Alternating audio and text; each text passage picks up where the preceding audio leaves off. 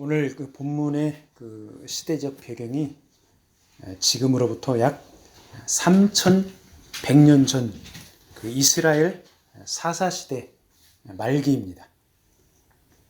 사사시대에는 아직 그 성전이 세워지지 않았습니다. 그래서 실로에 있는 성막에서 하나님께 제사를 드렸습니다. 그때 당시 대제사장이 엘리였습니다. 그리고 엘리의 두 아들 홈니와 비느하스가 제사장으로 성막에서 봉직하고 있었습니다. 이 제사장직은 레위 지파인 아론의 후손들이 계승하면서 이렇게 감당을 했습니다. 아론의 후손이 아닌 일반 레위 지파 사람, 이 사람들은 성막에서 제사 업무 외에 그 일반적인 일들을 담당했습니다. 아론은 모세의 형이죠. 아론에게 네 아들이 있었습니다. 나답, 아비후, 엘르아살, 이다말, 이렇게 아들이 넷이 있었습니다. 근데 첫째, 둘째 나답과 아비후는 시내 광야에서 하나님께 제사를 드리는데 하나님께서 원하시지 않는 방식으로 다른 불을 들이다가 하나님께 심판을 받아서 죽었습니다. 근데 죽을 때 아들이 없이 그냥 죽었습니다. 그래서 이 제사장 직분을 엘르아살과 이다말의 후손들에게 이렇게 계승이 되었습니다. 이다말의 후손 중에 그 엘리 제사장이 있습니다. 그 엘리 제사장이 이다말의 후손이고, 엘리 제사장이 이때 나이가 한 90세 이상 이렇게 됐을 것으로 추정하고 있습니다. 그러니까 성막의 제사 업무를 이제 엘리 제사장은 이미 나이가 많이 들었으니까 그 뒤를 이어서 두 아들, 오늘 본문에 나오죠. 홈니와 비느하스가 거의 맡아서 했을 것입니다. 거기 12절에 보면은 엘리의 아들 제사장 홈니와 비느하스가 행실이 나쁘다고 이렇게 나옵니다. 그리고 여호와 하나님을 알지 못한다고 기록하고 있습니다. 우리말로 행실이 나쁘다고 번역한 그 히브리 원어가 벨리야알입니다. 정확한 의미가 쓸모가 없다 이런 말입니다. 영어로 하면은 worthlessness라고 그러죠. 그리고 하나님을 알지 못한다. 여러분들 상식적으로 생각해 보세요. 하나님을 섬긴다고 하는 제사장이 하나님을 알지 못한다. 이게 말이 됩니까? 이상하지 않습니까? 이상하죠? 이 말은 하나님을 지식적으로 머리로만 안다 그 얘기입니다. 그리고 인격적이나 경험적으로 하나님을 알지 못하기 때문에, 그래서 하나님을 인정하지도 않습니다. 두려워하지도 않습니다. 결국은 하나님을 멸시하고 대적한다는 그런 의미가 여기에 하나님을 알지 못한다 여기에 포함되어 있습니다. 일반 백성들을 대표해서 하나님께 제사 드리고 섬기는 제사장들이 쓸모없는 사람들이 되었습니다. 그래서 하나님을 멸시하고 대적하는 아주 비극적인 일이 발생한 것입니다. 홈니와 비느하스가 저지른 구체적인 범죄 행위들이 크게 두 가지로 본문에 기록되어 있습니다. 하나는 하나님께 제사 드리는 희생 제물의 고기를 제멋대로 갈취한 것입니다. 갈취라는 말은 아까 우리가 함께 읽었는데 억지로 빼앗는다는 말입니다. 그리고 다른 하나는 회막문에서 수종드는 여인들과 동침한 것입니다. 본문 17절에서는 홈니와 비느하스의 죄가 하나님 앞에 매우 큰데 그들이 하나님의 제사를 멸시했다고 이렇게 기록하고 있습니다. 이런 이야기들이 3100년 전의 이야기인데 이것을 오늘날의 상황으로 이렇게 적용을 해보면은 하나님의 종인 목회자들이 교회의 헌금을 횡령해서 개인적으로 멋대로 사용하고, 그리고 성적인 범죄를 저지른 일에 해당합니다. 엊그제 한국에서 뉴스를 봤습니다. 어떤 목회자의 성범죄에 관한 그런 뉴스가 보도되었습니다. 인천에서 30대의 그 젊은 남자 목회자가 여성 신도들을 상습적으로 성폭행했습니다. 근데 이게 들켰습니다. 그래가지고 법정에서 7년 징역형을 선고받고 구속되었습니다. 자, 이러한 목회자들의 성적인 일탈이 뉴스에 나오는 게 1년이면 몇 건씩이나 됩니다. 그러니까 언론에 보도되지 않는 것까지 포함하면 훨씬 더 심각한 그런 상황입니다. 성적인 범죄뿐만 아니라 목회자들의 헌금 유용 사례에 대한 그런 사건도 끊이지 않습니다. 교회 돈으로 도박하다가 걸린 목회자가 있습니다. 교회 재정으로 사모펀드에 투자했다가 교회에다가 막대한 손실을 끼치는 그런 목회자도 있습니다. 그래서 경찰에 고발되기도 합니다. 자, 하나님의 종들이 하나님의 나라를 세워가기는커녕 오히려 무너뜨리는 일을 자행하고 있는 것입니다. 타락한 주의 종들이 쓸모없는 사람들이 되어 하나님의 교회 질서를 무너뜨리고 결국은 하나님 나라를 대적하는 중대한 범죄를 저지르고 있는 것입니다. 목회자들이 어떻게 이런 끔찍한 죄를 저지르는가? 그 원인을 찾아보면 홈리와 비느하스의 사례와 유사합니다. 자, 홈리와 비느하스. 처음부터 그랬겠습니까? 처음에는 아버지 엘리에게 하나님을 온전히 경배하고 섬기라 이렇게 배웠을 것입니다. 그렇지만은 세월이 지나면서 하나님을 지식적으로만 대하고 그에 따라서 마음이 하나님에게서 차츰차츰 멀어져 갔다고 볼 수 있습니다. 하나님께서 멀어지는 마음은 육신의 정욕과 가까워질 수밖에 없습니다. 언제부터인지 차츰 제사장 홈리와 비느하스에게는 하나님께 제사 드리는 것보다 제사 음식에 더 관심이 쏠렸습니다. 하나님으로부터 멀어지는 마음에 회막 문에서 수종드는 그 여인들이 들어왔고 그들과 함께 상습적으로 간음을 행하는 죄를 범하게 되었습니다.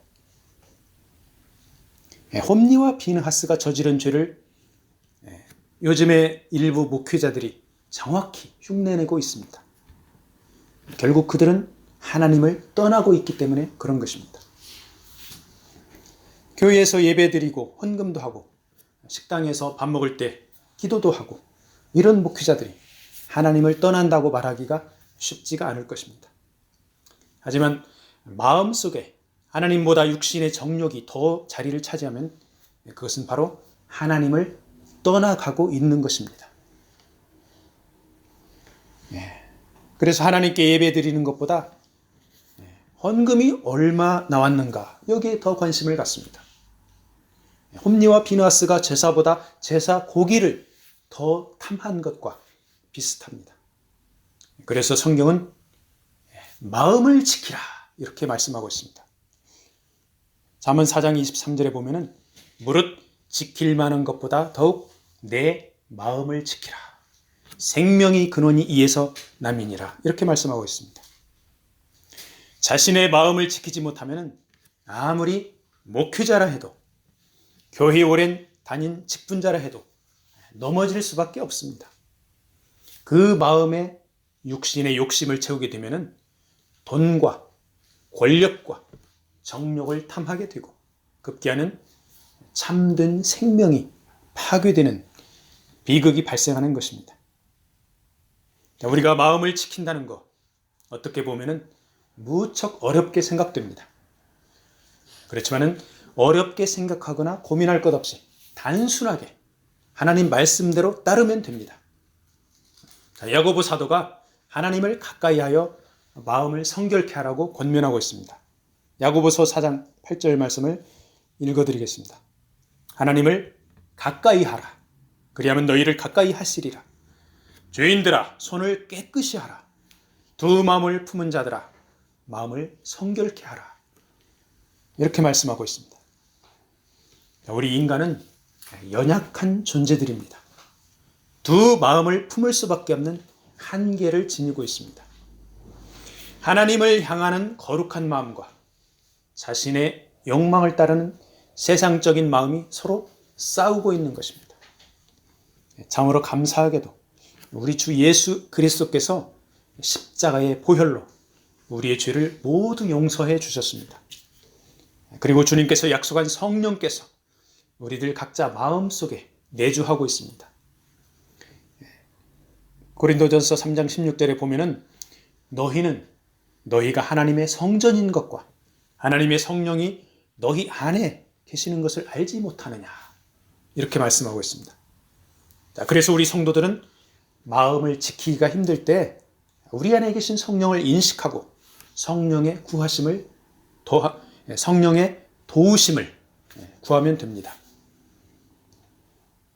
목회자들이 교회 헌금을 횡령하거나 성범죄를 저지르는 초창기에 그 마음에 성령께서 그리하지 말라 분명하게 감동을 주십니다. 이런 성령의 감동에 순종하고 멈추어서 회개하면 그 사람은 생명의 역사가 계속적으로 일어나고 있는 것입니다. 그런데 그리하지 말라는 성령의 감동에도 불구하고 마음을 지키지 못하여서 한 번 범죄를 하게 되면 두 번째부터는 마음이 강팍해져서 상습적으로 죄를 범하게 됩니다. 그리고 죄책감 가운데 고통하면서도 거기서 빠져나오기가 힘들어집니다. 그래서 우리는 마음속에 성령께서 계심을 항상 인식하고 행동을 해야 합니다. 10대 청소년들이 무슨 물건을 훔치려 하다가 옆에 부모님이 함께 계시면 훔치지를 못합니다. 그런데 부모가 안 보는 데서는 친구들과 어울려서 물건도 훔치고 못된 짓을 할 수가 있는 것입니다. 세상 사람보다 더 도덕성이 요구되는 크리스찬들이 죄를 짓지 않기 위해서는 성령께서 내 마음에 계시는 것을 항상 인식하는 것입니다. 부모가 옆에 있으면 아이들이 물건을 훔치지 못하듯이 성령께서 나를 지켜보고 있다는 것을 인식하면 마음을 우리가 지킬 수가 있습니다. 그래서 멈추어서 죄를 짓지 않게 되는 것입니다. 마음을 지키게 되면 곧 몸을 정결하게 지키는 길로 진행이 됩니다. 고린도전서 3장 16절하고 비슷한 고린도전서 6장 19절 내용의 말씀 읽어드리겠습니다. 너희 몸은 너희가 하나님께로부터 받은 바 너희 가운데 계신 성령의 전인 줄을 알지 못하느냐. 너희는 너희 자신의 것이 아니라. 우리 몸이 하나님의 것이라는 말씀이죠. 성령의 도우심으로 마음을 지키고 몸을 정결하게 하면 이것은 곧 하나님께 영광을 돌리는 길입니다. 20절에 계속해서 말씀하고 있습니다. 값으로 산 것이 되었으니 그런즉 너희 몸으로 하나님께 영광을 돌리라. 우리들 각자의 존재는 예수 그리스도의 보혈로 산 것으로 그 소유가 하나님께 속해 있습니다. 그래서 하나님 안에 있을 때 참 자유와 생명을 맛보면서 하나님께 영광을 돌리게 되는 것입니다.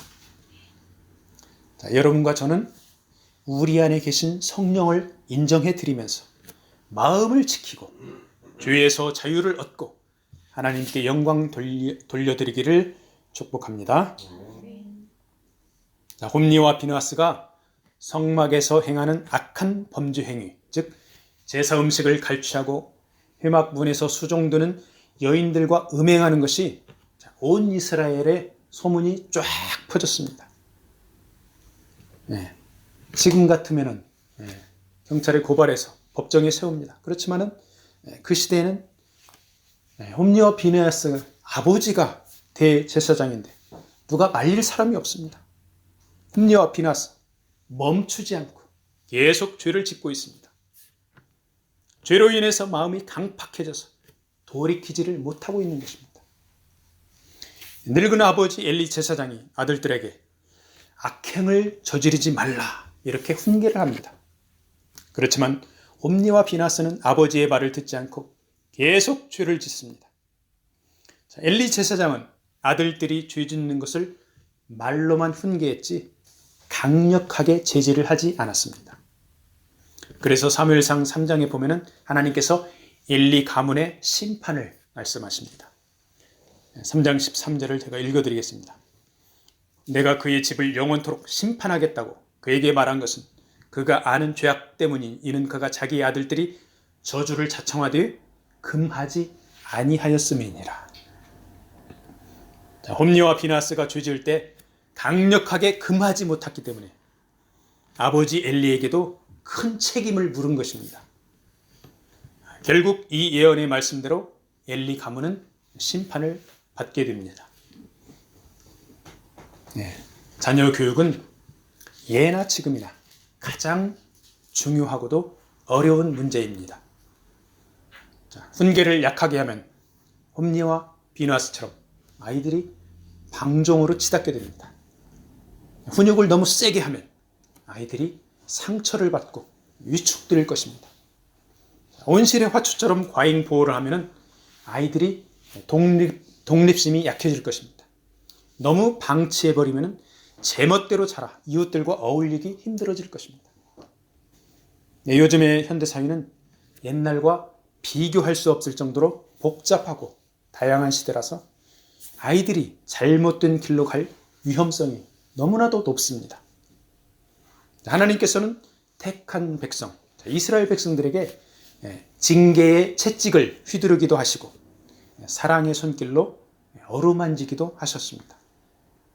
우리 크리스찬들의 자녀 교육은 하나님께서 하신 것처럼 채찍과 사랑을 적절하게 조화를 이루어 병행하면 될 것입니다. 엘리 제사장은 하나님보다 아들들을 더 중히 여겼다고 29절에 나옵니다. 두 아들들을 제대로 징계하지 않아서 가문이 심판받는 그런 비극을 당했습니다. 홈리와 비느하스의 죄악이 너무 심해서 하나님께서 그들을 죽이기로 작정한 것입니다. 홈리와 비느하스가 온갖 못된 짓을 다하는 이러한 성막의 한쪽에 나이 어린 사무엘이 무럭무럭 자라고 있었습니다.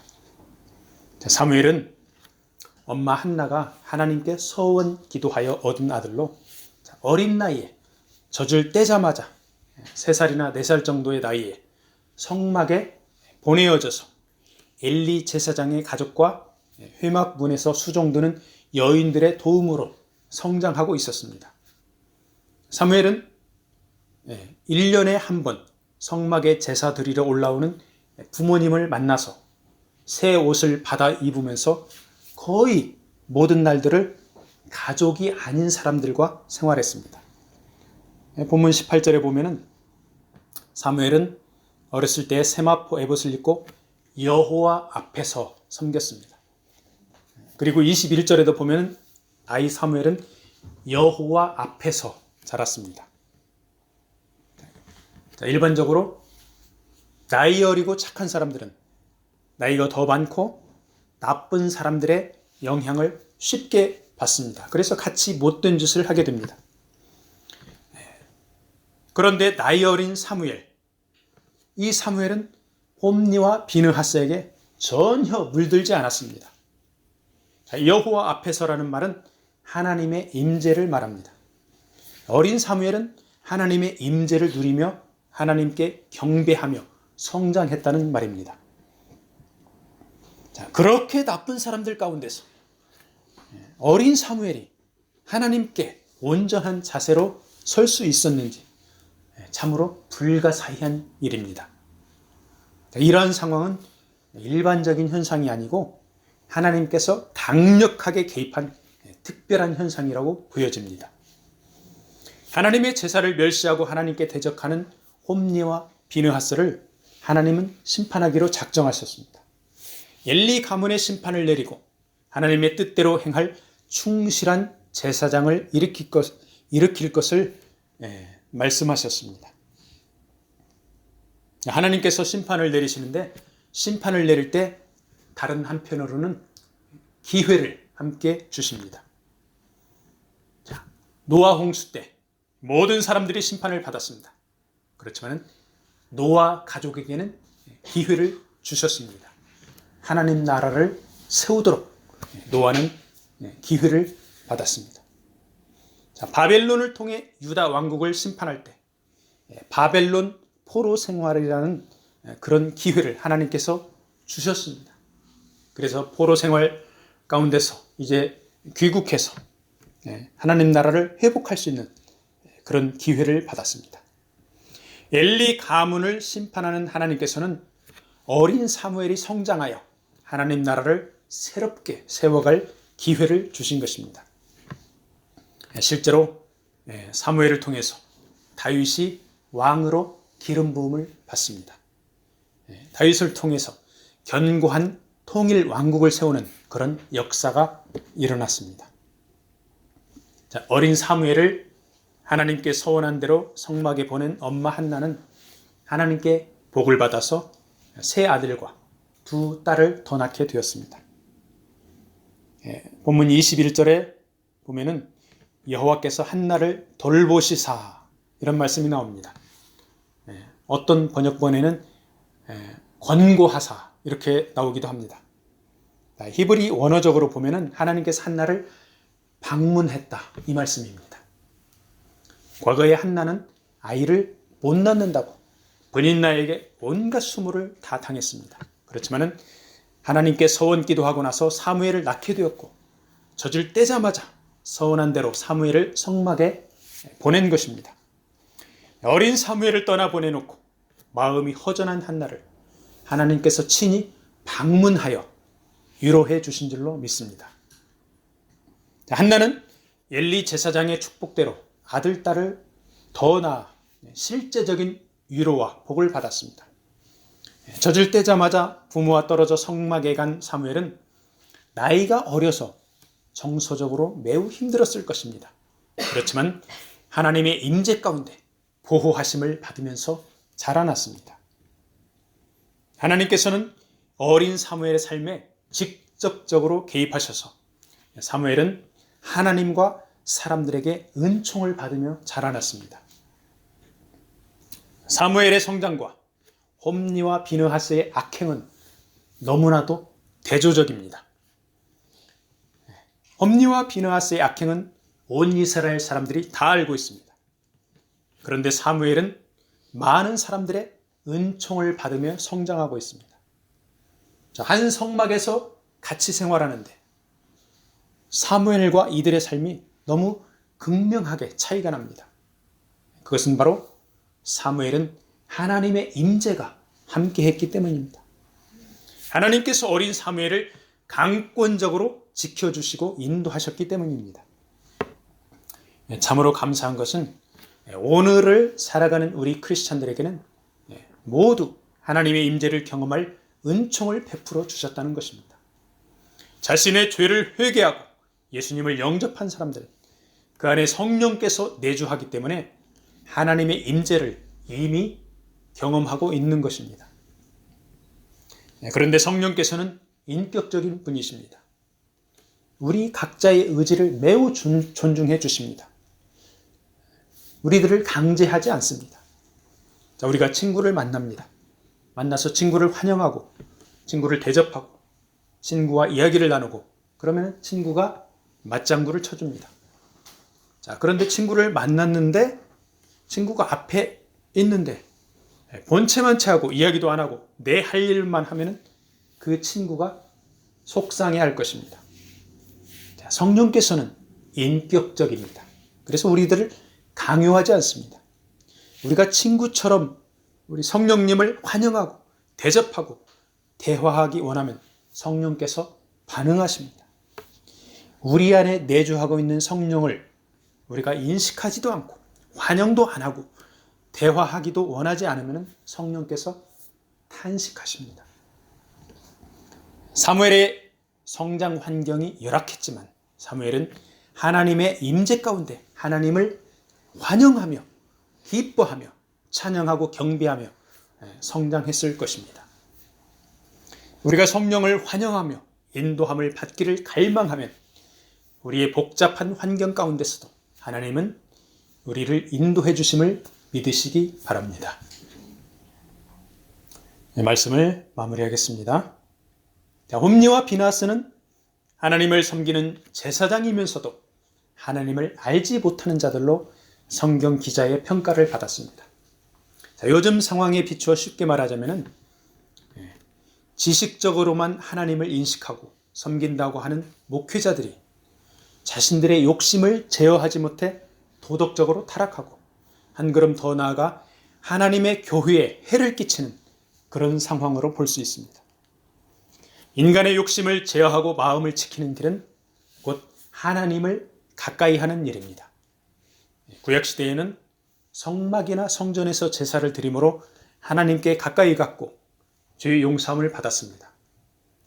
하나님은 사랑이 풍성하신 하나님이십니다. 죄인들에게 구원의 은혜를 더 베풀어 주시려고 예수 그리스도를 이 땅에 보내어 하나님과 가까이 할 수 있는 길을 열어주셨습니다.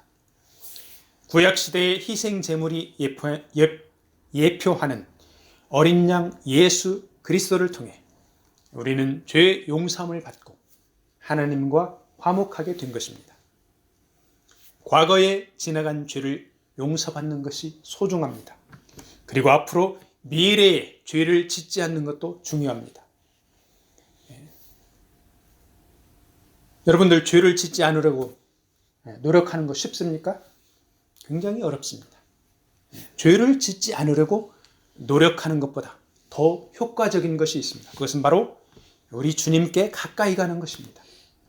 우리 주님은 거룩한 분이시고 빛 되신 분이어서 가까이 하면 할수록 자동적으로 우리는 죄와 멀어지게 되는 것입니다. 주님을 가까이 하는 길은 말씀을 갈망하는 것입니다. 우리 안에 내주하시는 성령을 환영하며 성령께서 말씀을 통하여 감동을 주면 그의 순종함으로 우리는 마음을 거룩하게 지킬 수가 있는 것입니다. 악행을 일삼는 홈리와 비느하스로부터 사무엘을 지켜주신 하나님께서 우리 각자를 지켜주실 줄로 믿고 승리하시기를 축복합니다. 아멘.